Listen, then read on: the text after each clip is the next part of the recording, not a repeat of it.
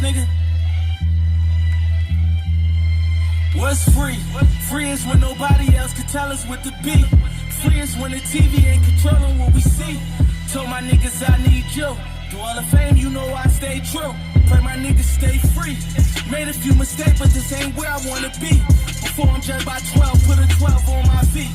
Told my niggas I need you. Stay up, I know these times ain't true. Real life was free. Hey, what's up, what's up? Welcome back to the Tea and Cognac session. This your girl O'Brien, a.k.a. O.B., a.k.a. O, coming to you with episode 8. And this is part 2 of Generational Curses, The Secrets We Keep, part 2. Now, last episode was part 1, kind of going down the rabbit hole of the mama-daughter dynamic. Because I am not male and because I don't have that male perspective with their mother, I'm not going to hit heavy on that dynamic. I'm just going to kind of cover some of the fancy terms and shit we're talking about concerning childhood trauma and shit we grew up watching and learning and thought it was okay, and it's affecting us in adulthood, right?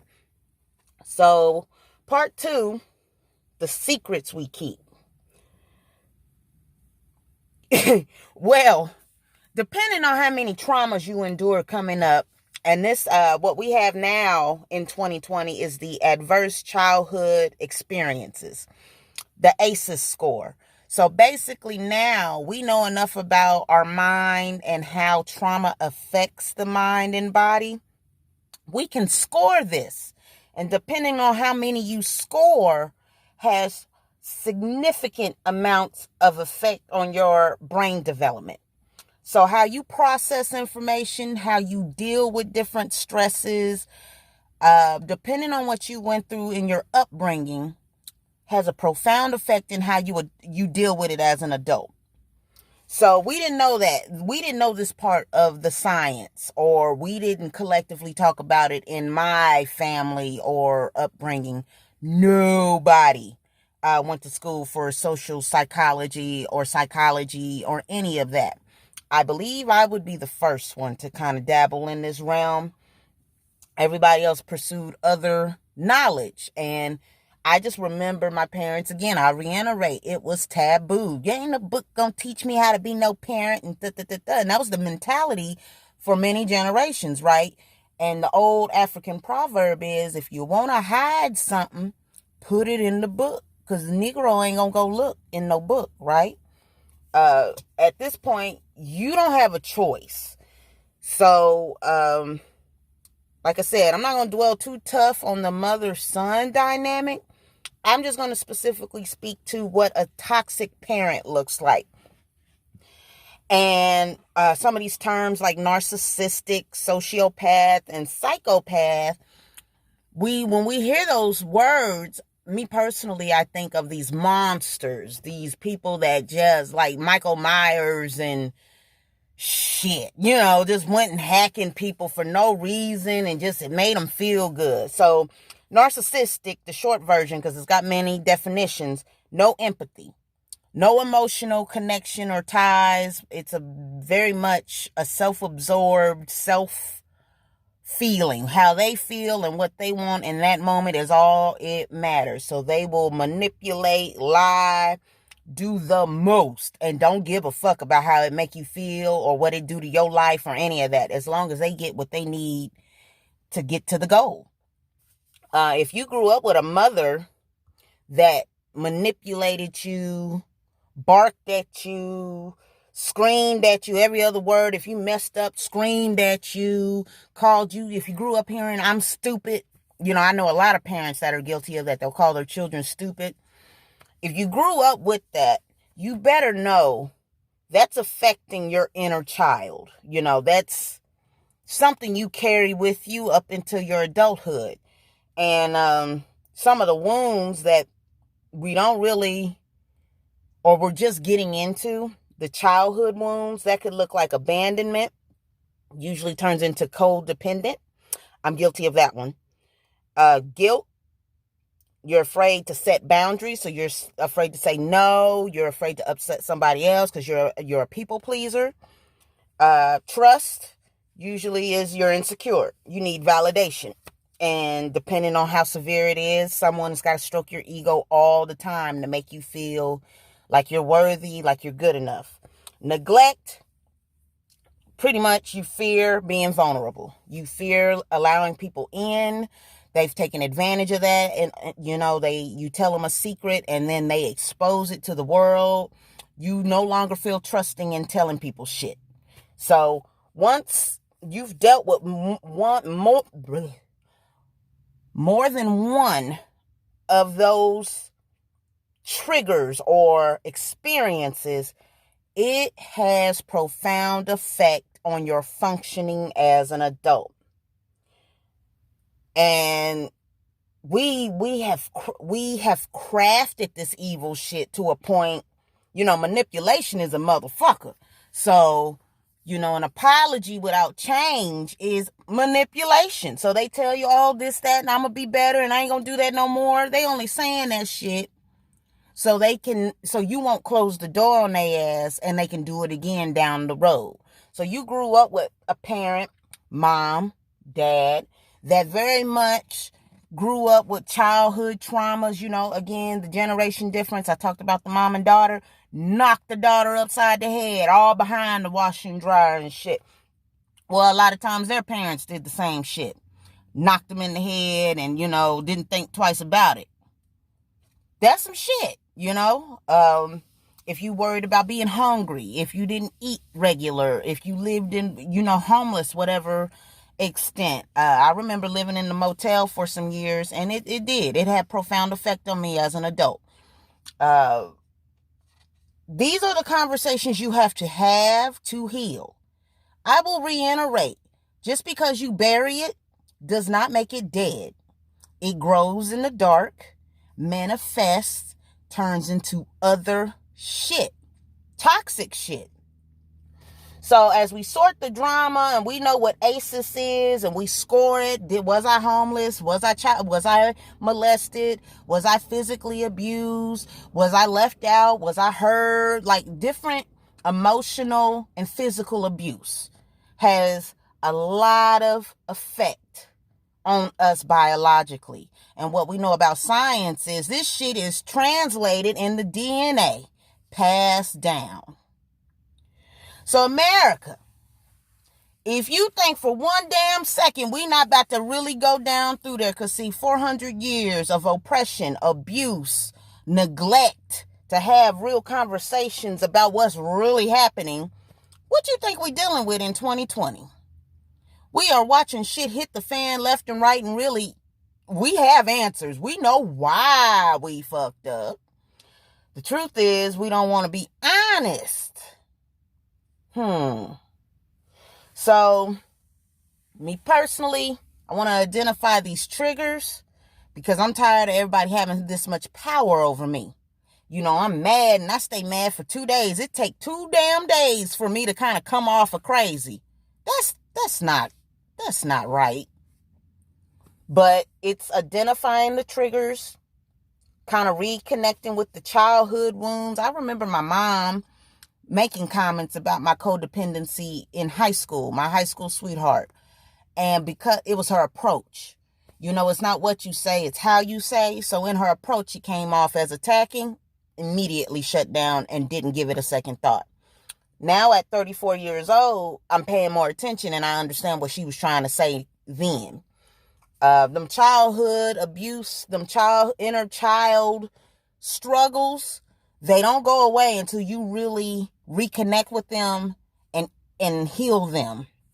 So if you were, me personally, I grew up the ugly kid, the ugly little girl, the dark-skinned, buck-toothed black girl. I wasn't the cute one. They weren't checking for me. They liked the light-skinned, long hair, big boob chicks. Period.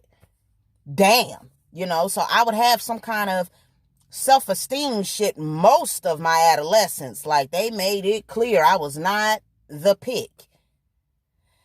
And now we're grown and these motherfuckers look like SpongeBob and shit. It's mind-blowing. But anyway, back to the topic.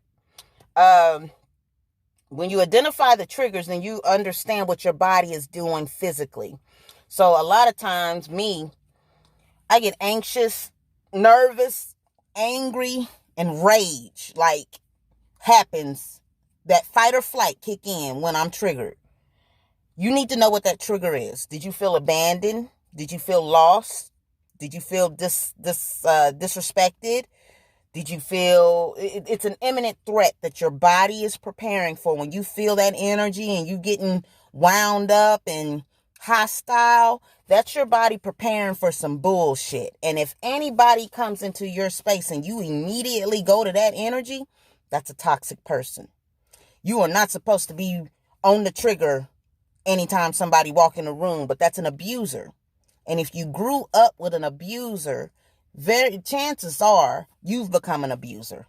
In whatever fashion that looked like in your upbringing, that has translated into your adult life. I'm not saying for everyone, but me personally and the peers around me, this is some shit we saw our parents do or their parents do. And because they did it, it's acceptable. Wrong. Black community needs help in more than one way. Emotionally, financially, spiritually, just all kind of level of healing has to start taking place. And the denial of it, pretending like it's not there, facts are facts. Go to the numbers. You see child abuse, you see this shit, you have the conversation of, well, why? And you go down the rabbit hole. This is repeated behavior passed down. So our parents were molested and abused and neglected. They did whatever to their children. And now here we are trying to figure out, okay, we can't do this to ours. We got to break the cycle somewhere. Generational curses. So once you identify the triggers, you work on the boundaries, you work on what line can't be crossed. And if you distinguish, okay, a motherfucker is going to continue crossing this line after I told you, no, I don't play like that. I don't roll like that. I don't move like that. I don't care who did what to you in the past, but this is 2020.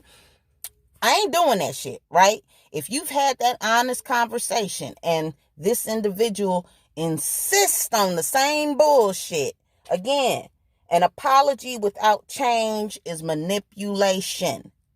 Quit fucking with them. If it's your own mama, you got to leave it alone, because at some point it is toxic to your well-being. Your day-to-day ain't even getting done. Depression, all these different shits going on because we fucking with the devil.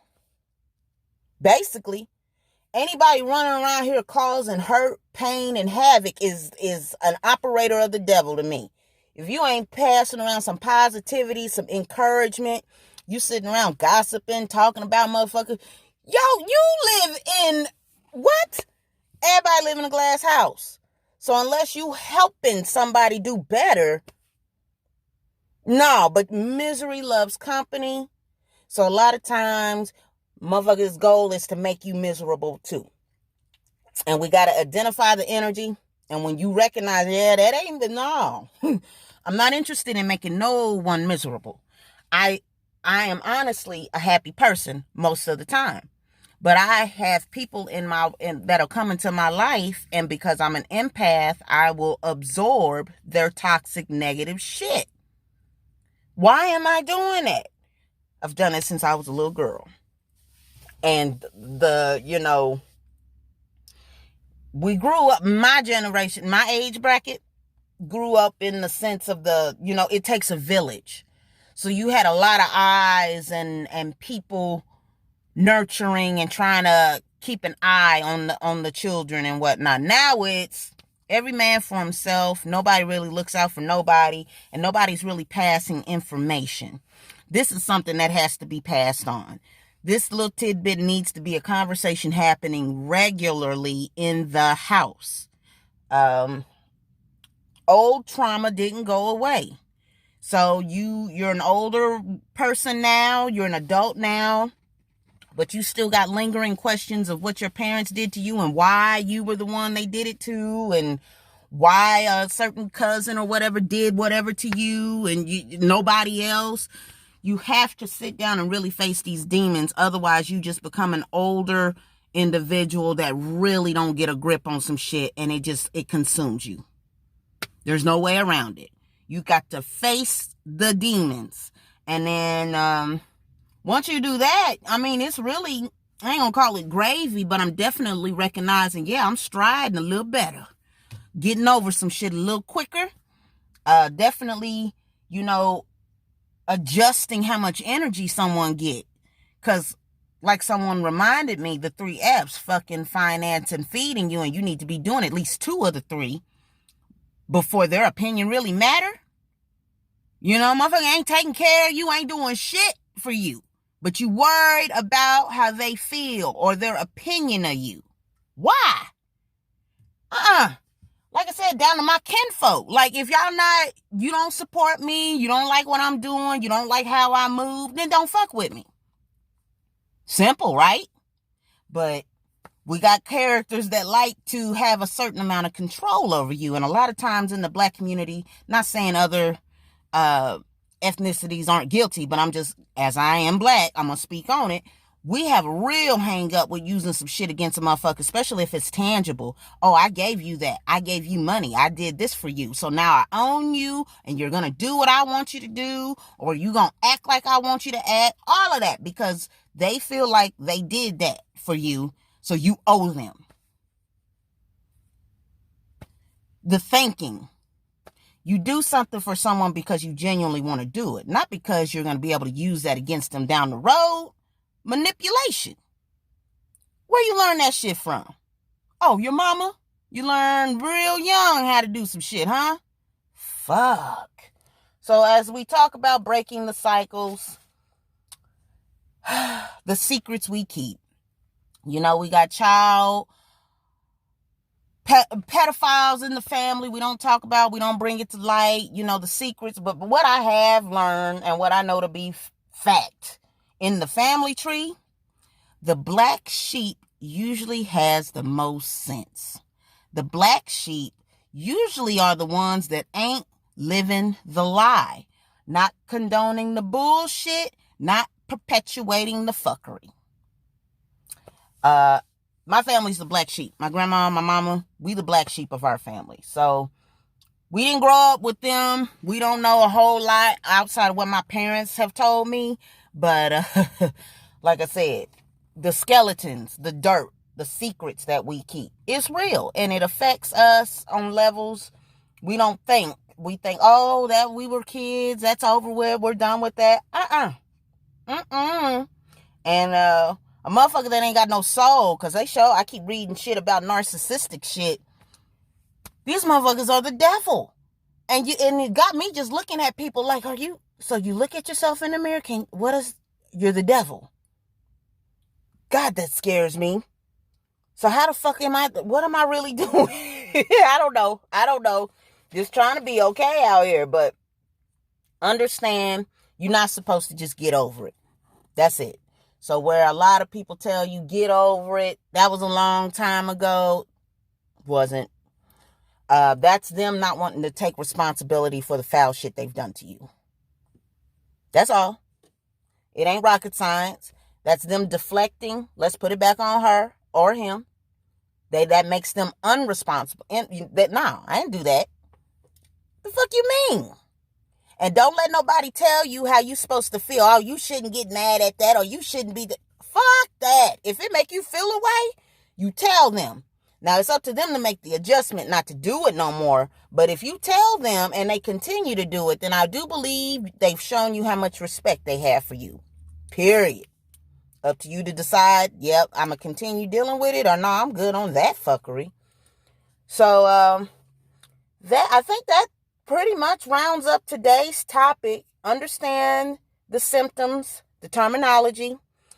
Scientifically, we've been able to identify this shit. ACEs is going to be your friend in your whole journey to healing and identifying what happened and why it's made you the adult that you are.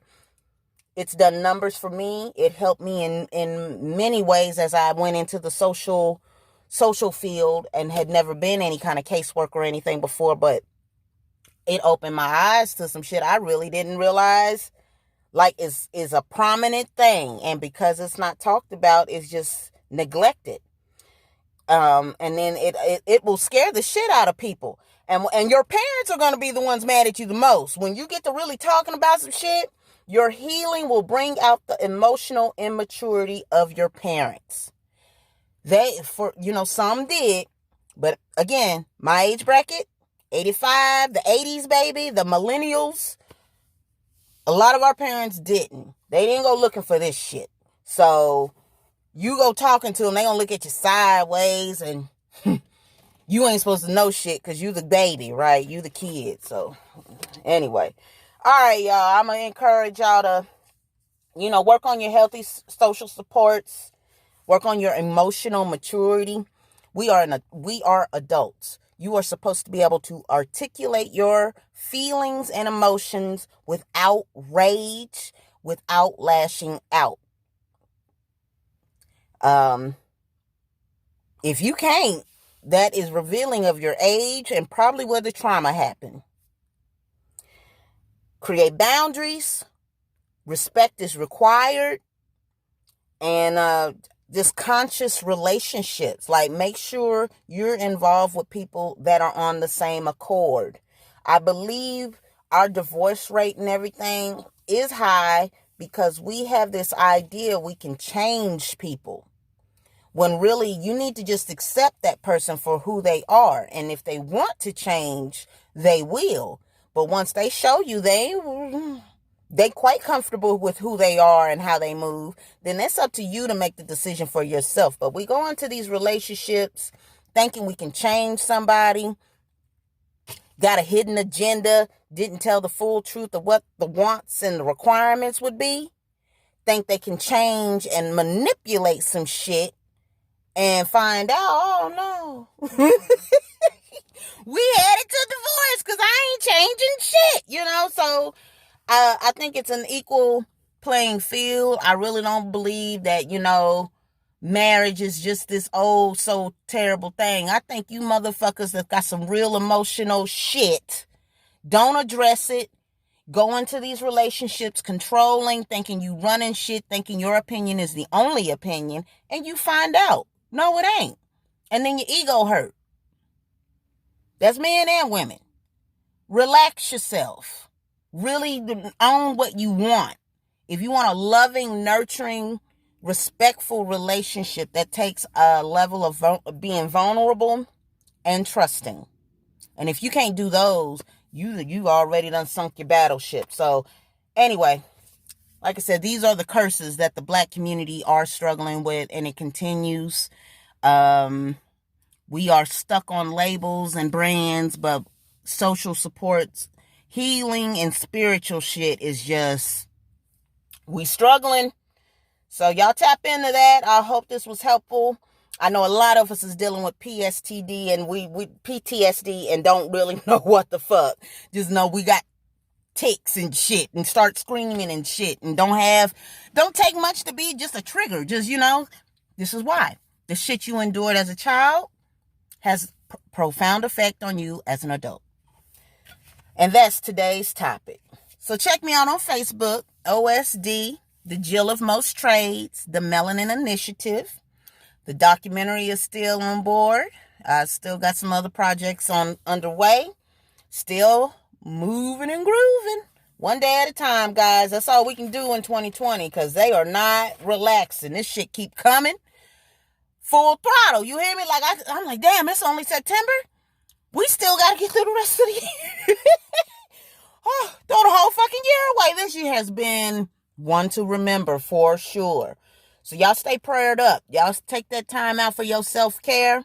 Today's Wednesday. I want to encourage you taking care of your hair, your nails, your face, spa day, whatever the hell you do for that spiritual healing, to meditate, bring yourself back down a notch or two because we high-strung, mad, frustrated, overwhelmed, and more shit, right? So take a second or two. Go to the park, sit. I like to take my coffee to the parks, have my morning prayer, let nature just kind of take me in and just relax is what I really try to do. So I encourage y'all to do the same. All right, until the next one, we gonna work on part 3 to conclude generational curses. Hope y'all enjoyed. Talk to you soon. Peace.